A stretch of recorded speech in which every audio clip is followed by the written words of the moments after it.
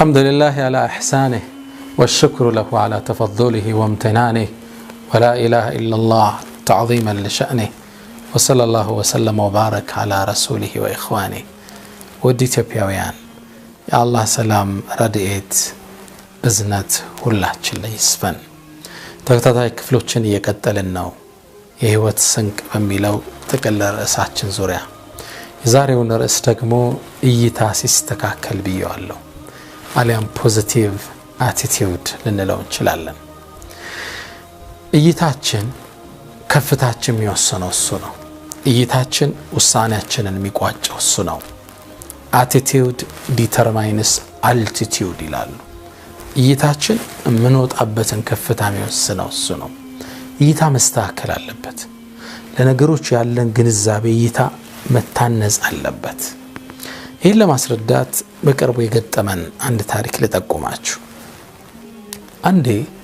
አንድ ትልቅ ፕሮፌሰር ኡስታዝ ከአንድ ተወዳጅ ተማሪው ጋር ግቢ ውስጥ ወክ ያደርጋሉ ይሄም ወክ ስላልበቃቸው ከዩኒቨርሲቲው ጀርባ ወዳሉ መንደሮች እንደገና ለመንቀሳቀስ ወሰኑ ወሬዎችን እየተጫወቱ ስለ ህይወት መንገድ ቀጠሉ ትንሽም እንደተጓዙ መንገድ ላይ ልብሶቹን አውላልቆ ቦጫማውን አውልቆ ስራ የሚሰራ የቀን ሰራተኛን ተመለከቱ ከዛም ወጣቱ ለመምህሩ ምን አለው ተመልከታለው ይህን ጫማውን ነው ሰርቀዋል ይህን ሰው ሰርቀውና ስራ ጨርሶ ዞር ሲል ጫማውን ሲጠፋው እንዴት እንደሚሆን ተመለከተዋል እንስቃለን አለው ይህን ሲለው መምህሩ ይሄን ወጣት ህይወት ሜዳ ላይ ማስተማር የሚችልበት ጥሩ አጋጣሚ ስላገኘ ስናች ቶሎ ለቀም ማረጋትና እንዲህ ብንገለብጠው ሳለው እይታውን እየገለበጠለት ነው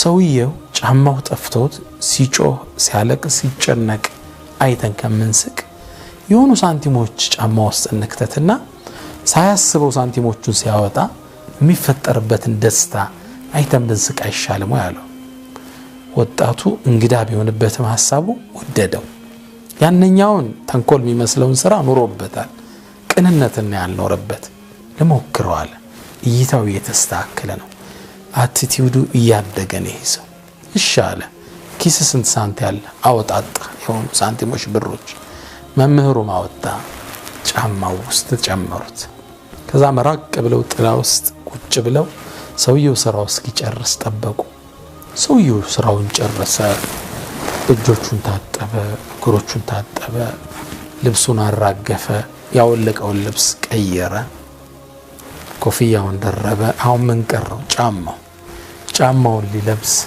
በድክ አደረገና ድንገት ምናምን ገብቶበት እንዳይሆን ብሎ ሊያራግፍ ጫማውን ዝቅዝቅ ሲያደርገው ከውስጡ ብሮችና ሳንቲሞች ወደ ታች ረገፉ ያየው ማመን አልቻለም ይህ ባይፈጣሪ ሲሳይ ነው አለ የሰው ይሆን ወደ ቀኝ ተመለከተ ወደ ግራ ማስተዋለ የሰው ድራሽ የለም ባዶ ቦታ ነው ይህ ፈጣሪ ያመጣል ሲሳይ ነው ደስታ ባንዴ ፊቱን ወረረው ሐሴት ተላበሰው ፊቱ ሁሉ ጥርስ ሆነ ያቺ ታማይተኛችሁ ሚስቱ መድኃኒት አጣት እዛለችው እነዛ ልጆቹ ስጋ ነገር በልተው ሲቦርቁ አይነ ህሊናው ላይ ታየው በዚህ ደስታ ውስጥ እንዳለ ብሮቹን ሰብስቦ ጫማውን አጥልቆ ወደ ቤቱ ይግለሰብ አቀና መምህሩና ተማሪው ከርቀቴን ክስተት ይመለከታሉ ወጣቱ ባየው ነገር ተገረመ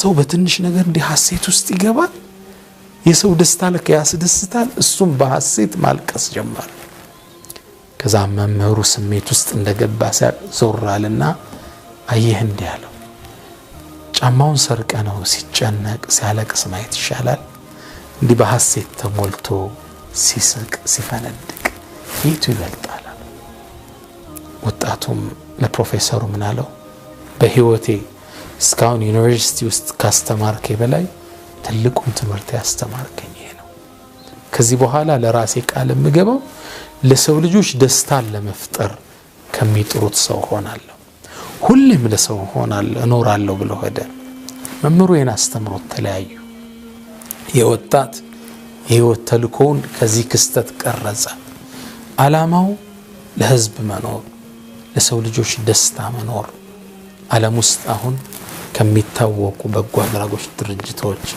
ታዋቂው ድርጅት ይህ ወጣት ያለ ያቋቋመው ድርጅት ነው። አቲቲዩድ መስተካከል አለበት። እይታችን እንደ አዲስ መቃኘት አለበት። እይታችን ለሰው ልጆች መልካምን በማሰብ ለሌሎች ደግም በማሰብ መቃኘት መቻል አለበት።